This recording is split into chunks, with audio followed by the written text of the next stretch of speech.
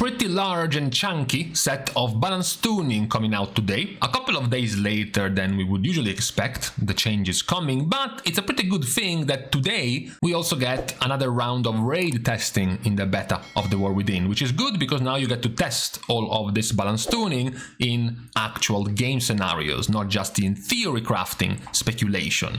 So we get to see the effects of these changes. The theme of the day for these changes is we want you to play these weak hero talents you're not playing. That's what Blizzard is trying to do with this set of balance tuning. Unfortunately, we have to start with the anime protagonist of the game, Blizzard's favorite child, which is Mage.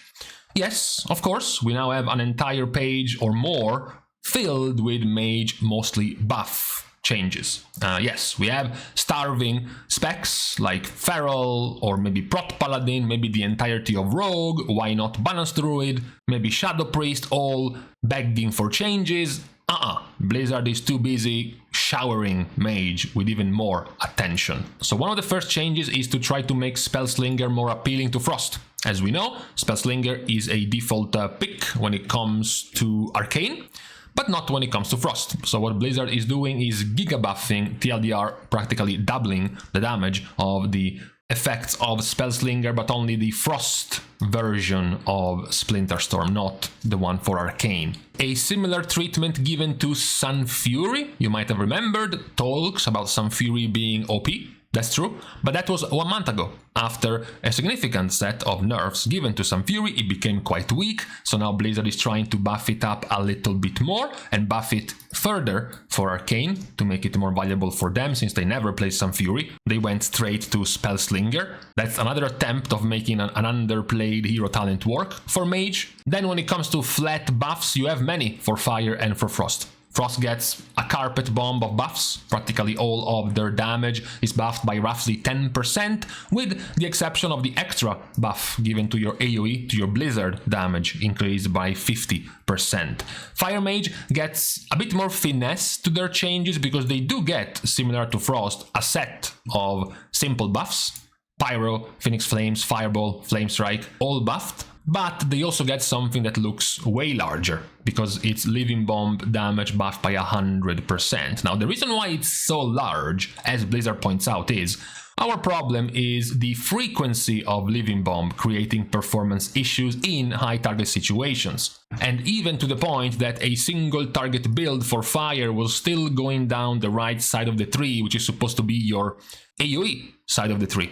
Your Living Bomb spread, your Living Bomb duplication or refresh, which you might have wanted in AoE, you were still even playing this in single target. So the change is we are doubling the damage of the default standard Living Bomb, but we are nerfing all of the talents that affect the proc rate of Living Bomb, in this case under Lit Fuse, by 50%. So Lit Fuse, Explosive Ingenuity, Explosivo are nerfed by 50%. You have the chance of the Explosivo's Living Bomb to increase damage during combustion being nerfed. Living Bomb is now capped at 8 targets and no longer splashes. So these were the slightly more technical changes for Fire rather than the flat buffs given to Frost. Arcane gets some of the changes we already knew about. They were already in the beta, reducing the single target damage of Arcane Barrage with 0 charges to significantly increase the damage of Arcane Barrage with Arcane Charges, to stop the degenerate spam Arcane Barrage at 0 charges to try to fish for clear casting, because now Arcane Missiles does a ton of damage and you want it. This should slightly change the rotation of Arcane, hoping that this still doesn't make you replace the Arcane Barrage spam in single target to an even more degenerate Arcane Explosion spam in single target. So very positive set of changes, especially for Frost and for Fire, who were doing very poorly under the shadow of Arcane Mage up to now. But now we have to go back to the beginning, to DK. So DK gets nerfs, primarily to Frost and Unholy, but also some leftover nerfs given to Blood, because Deathbringer gets nerfed. Deathbringer was also used by Blood DK. So Reaper Mark's debuff damage is nerfed by 30%, and the follow-up Exterminate is being nerfed. That's not just Toll, because Rider of the Apocalypse also gets nerfed. Trollbane's Icy Fury damage is reduced by 1/3. Rider's Champion and the Riders of the Apocalypse were doing a lot of damage for both Unholy and Frost. It's a pretty funny funny situation because Blizzard has been whack-a-mole nerfing all of the hero talents of DK. We started with Sunlane, then we moved on to Rider of the Apocalypse, now we also started nerfing that Bringer as well. So it looks like whatever the specs are playing, they keep doing very well. So maybe perhaps the problem isn't in the hero talents, it's in just the base damage of the specs. Which is also something likely Blizzard noticed because they do nerf all the damage of Frost by 5% and all the damage of Unholy by 10%. They do buff Glowing Shadow by 25%, but that's mostly irrelevant compared to the nerf they are receiving. Now we have an hilarious change. The hilarious change is to Havoc. Now Havoc, as we mentioned in our made-up popularity tier list, wasn't really doing that bad. It was mostly average. Upper pack, decent damage, not one of the best, but in general nothing really to complain about. However, most of the complaints for Havoc players were in the playstyle. In the playstyle that at the time guaranteed you play with Eldrachi Reaver. Eldrachi Reaver added cognitive load to your build, having to track the 6 soul fragments consumption and then the 2 buffs you had to spend with River's Glaive to then track the 10-second buff timer of Thrill of the Fight. And this was already on top of the timers you had to track, like the haste buff of I-Beam plus the inertia 5-second window, the essence break 4-second window, while also not being exactly chill yourself because you had to vengeful retreat and dash back and forth in between these buffs. So quite a few Havoc Demon Hunter players did not like this playstyle, and what made it worse is that the alternative was some 40% damage lower. It was drastically unplayable. So first of all of the non-hero talent ability damage is now increased by 13% for Havoc, which is good. Then you have Felskard being significantly buffed, because now you have Demon Surge damage increased by 80%. Demon Surge is the explosion you generate every time you cast one of the empowered abilities inside of Metamorphosis. And then pretty much all of the passive damage increase and damage buffs inside of Felskard. Burning Blades damage over time is being increased by 50%. You now have more critical strike and damage by 10% instead of 5, as well as more haste. You have now 50% more mastery effect with Student of Suffering for your Sigil of Flame damage. And this now is looking very good. It isn't just looking very good because of the buffs to Felskard, but also because you are moving away, or you have chances at least, to move away from the so-called mover build. So the build with the movement, the build with inertia, the build with essence break, and all of these clunky timing windows you have to put together with Eldrachi Reaver, now you can play down the right side. You can play around Immolate, around Ragefire, around Blade Dance damage, and around Felskard, Demon Surge, AoE explosions. It's a much more streamlined, simple, zug-zug type of old-school Havoc Demon Hunter build. Problem, it's still garbage in single target. It still does not keep up whatsoever with Eldrachi Reaver when it comes to single target damage, but in AoE, it's pretty cool. In AoE, it is pretty strong. And even now, for the serial haters of the mover build of Havoc and the cycle of Essence Break, Inertia windows, this is actually still not even the best anymore. Even if you want to play with Eldrachi Reaver, with the extra things you have to keep track of, you would have to keep track of these without needing to play with all of this side of the tree.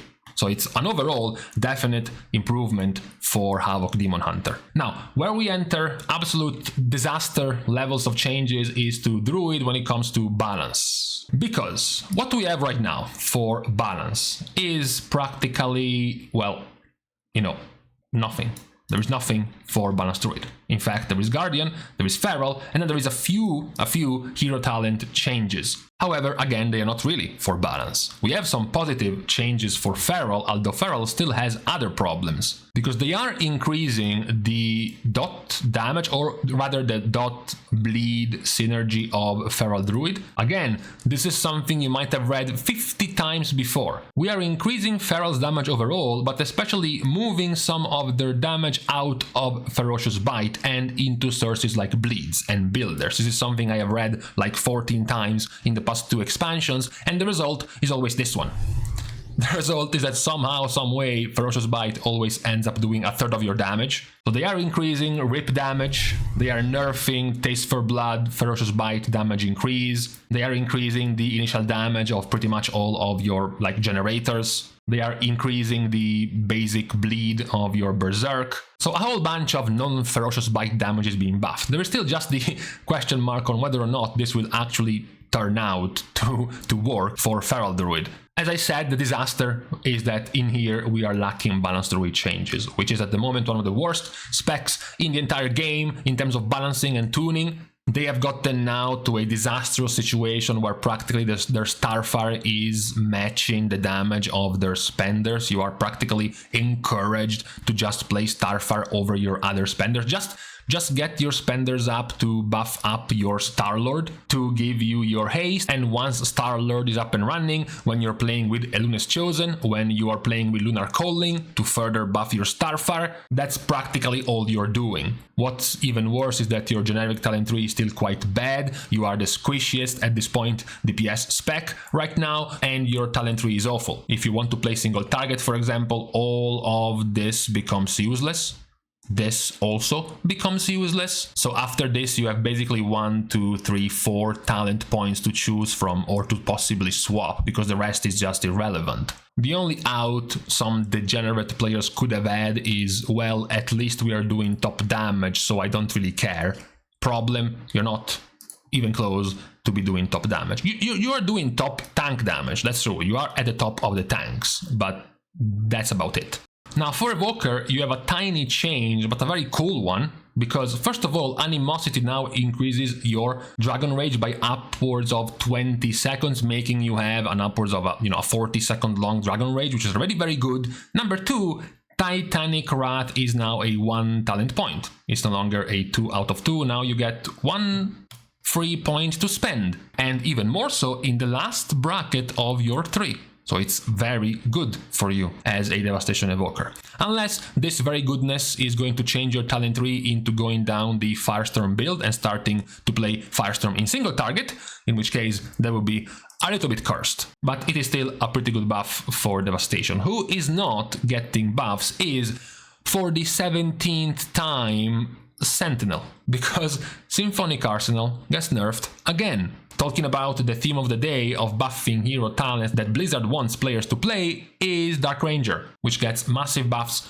to pretty much Black Arrow getting its damage doubled, as well as Shadow Surge damage being increased by 50%, Dark Hounds now doing shadow damage, synergizing with the shadow damage increase of Dark Ranger. So this is very simply another attempt at buffing the Dark Ranger damage for marksmanship, as they continue to reduce the value of marksmanship damage when it comes to Sentinel and when it comes to AoE fights like this one. If we were to go, for example, and pick any random marksmanship hunter in this set of logs, the damage of marksmanship in AoE would be quite heavy, and all of this, you don't need to learn Chinese to know that this is Sentinel and this is Symphonic Arsenal, which were doing 50% of the marksmanship hunters damage. Then we have some of the changes that were already announced in some of the previous data mining, like the slight reduction to the armor of Brewmaster, the damage stagger from 8 to 5%, Shield of the Righteous giving you slightly more armor based on your strength. These were known already. Addition to nerfs of Holy Paladin, Holy Shock and Word of Glory nerfed by 8 and 13%. Still not nearly enough to make Holy Paladin any less meta that it is now. Now my favorite set of changes for the day. You know, I am a massive shill for Oracle. I have continued to point out that Oracle will be super OP in Mythic raiding once players realize how broken Piety is. This actually gets turned up a notch by Blizzard, who makes Piety even stronger. So first of all, you have other huge buffs to Oracle. As mentioned, the theme of the day is we want to make hero talents that are not being played powerful, so Oracle gets significant buffs. Number 1, Premonition of Solace absorb value is increased by 40%. This value now, which you can't see here because it says 0, but in-game it's a massive shield. Okay, this is a 2.6 million absorb shield now in 610 default beta item level, which is like 50% of your max HP. And this is activated, for example, as a Discipline Priest very often by Power War Shield, which is another 500,000 absorb shield, so it's like a 65-ish% absorb shield given on players. And on top of that, this also gives you 15% damage reduction for 15 seconds. So it's a very powerful defensive now, or external now. But the real buff is given to Piety. Premonition of Piety now increases healing done by 15% when it was 10, and Premonition of Piety now redistributes 70% of overhealing instead of 50 and up to 4 targets instead of 3. Previously, to get these buffed numbers, you had to go all the way down here and take Fatebender to basically buff the base number by 40%. Now, this talent is practically cooked into Piety after being buffed, because these increases are what you would have gotten if you took this. So now you can take these buffed numbers and then put Fatebender on top of them.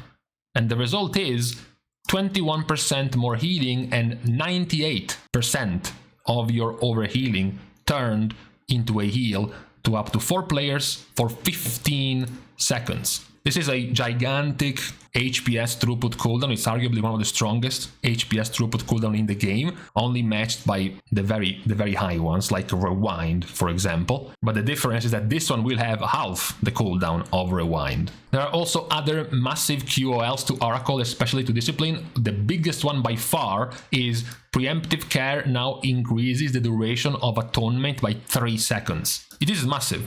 Now, if you play with Preemptive Care and if you play with Rapture, Taking, Indemnity, now you have a 21-second Atonement duration on your Power War shields. 15 base, plus 3 from Indemnity, and now plus 3 from Preemptive Care. It's a very big quality of life change for your Discipline Priest ramps and the general duration of atonements. Holy Priest doesn't get nearly as much value, however they do get more throughput value on their Renew. The value of the Renew is going up, because now Preemptive Care increases the duration of Renew by 6 seconds instead of 3.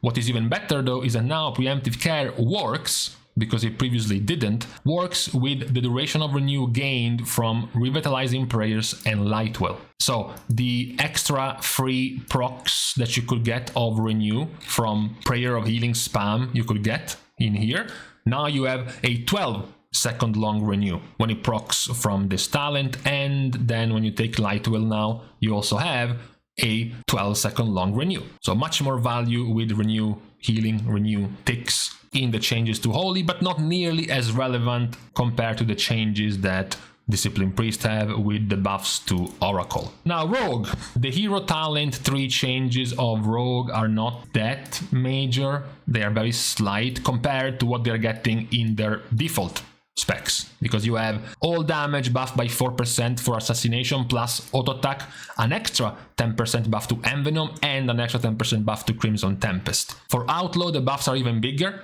all damage by 10%, and then all auto attack, Sinister Strike, and pistol shot damage buffed by an extra 10%. The one who received the least amount of changes was the one that was doing the best compared to the other two, which is Sub. Sub is not getting any all ability damage increase, it's only getting auto attack, eviscerate, and black powder. So auto attack and your 2 spenders for subtlety, which is still overall positive given how poorly the rogue specs were performing. Now talking about an half and half kind of set of changes, you have Shaman. Again, back to the argument of buffing the hero talents that are not being played right now. The first buff in question is to Farseer, and it's quite significant. You have Lava Burst damage from your Ancestors, and then Chain Lightning from the Ancestors, and Healing Surge from the Ancestors, all buffed significantly. Ancestral Swiftness is now 30 seconds in cooldown instead of 45, which was already a 15-second cooldown reduction compared to your Nature Swiftness, which is transformed into Ancestral Swiftness. Now it's even shorter of a cooldown. Heed My Call now increases the duration of your Ancestors by 4 seconds instead of 2, and Ancient Fellowship now has a 20% chance to proc instead of 15. Now the downside of this is that Stormbringer is being nerfed, and the problem isn't that this was a natural problem for enhancement and the power that this was giving enhancement. The problem is that this is also being nerfed for Elemental, and Elemental wasn't doing nearly as well as enhancement was with Stormbringer, so they kind of now get a hero talent nerf that they weren't actually doing that well on. Lots of QOL improvements to the totemic restoration version, stopping the totemic totem from expending cast reduction buffs with your insta-cast chain heals. Obviously, if a cast is instant, you're not really gaining anything if you give it 50% less cast time. So now these buffs are not going to work anymore with these insta-cast chain heals.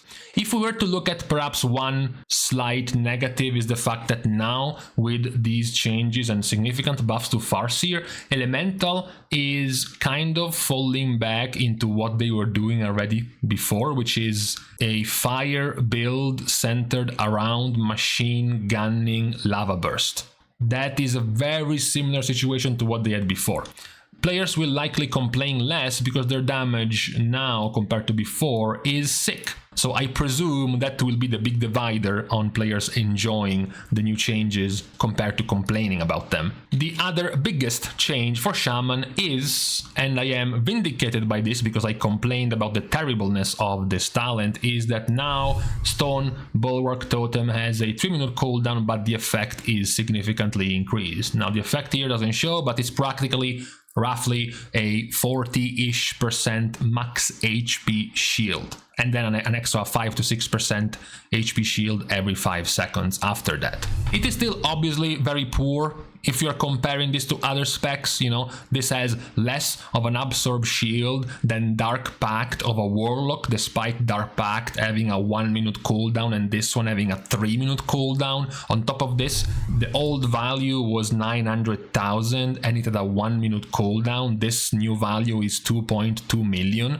with the same item level, but you can only use it once every 3 minutes. So if you take the 1 minute 900,000, multiply it 3 times, that's 2.7 million worth of absorb shield, which is almost 40% stronger than the new value.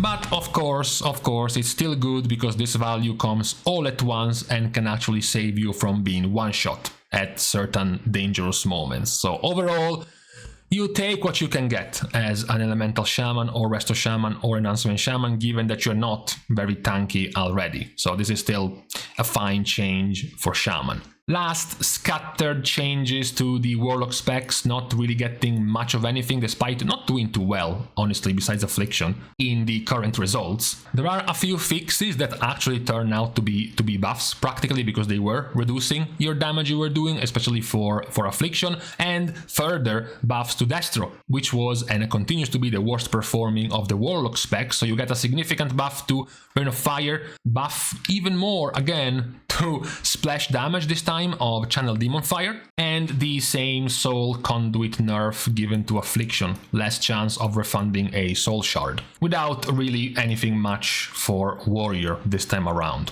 The very last of the copium changes is that in PvP, Necrotic Aura, so magical damage increase aura to enemies, is being removed.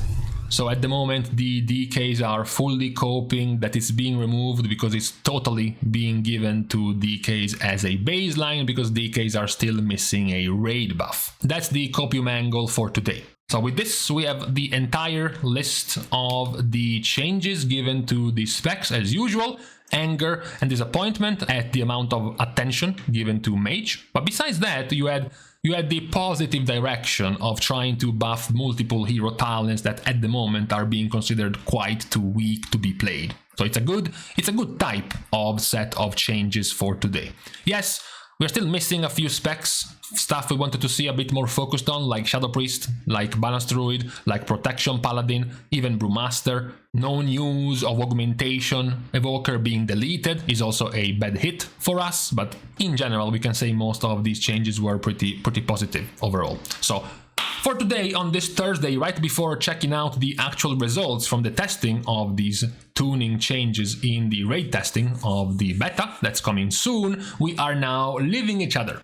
We're starting the goodbyes by, of course, thanking everyone for watching the video, as well as any ways to support for free by liking and commenting down below, as well as subscribing to the channel itself. Now, as I am almost done changing, thank you guys again for watching. See you guys tomorrow, and in the meantime, I need to go out. Quickly, I need to go, work out, take a shower, and then go out to eat. Let's go!